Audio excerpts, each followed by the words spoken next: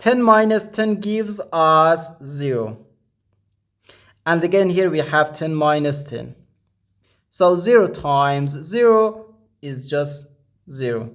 But this answer is not correct. Because according to the order of operations, which is PEMDAS, first we have to do parentheses, then exponent, then multiplication or division, and finally addition or subtraction.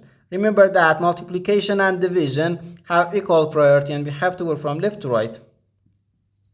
And the same applies to addition and subtraction. In this expression, we have 2 subtractions and 1 multiplication. According to the PEMDAS, multiplication has higher priority than subtraction because multiplication comes before subtraction. And when we have more than 1 subtraction in an expression, we have to work from left to right.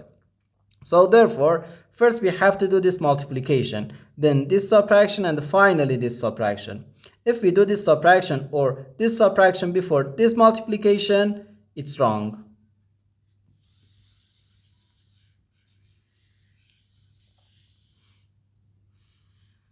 Now, let's find the correct answer.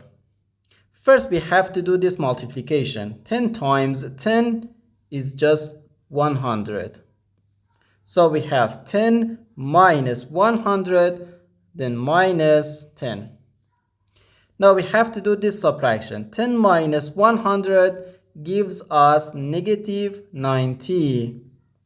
So negative 90 minus 10, which equals negative 100.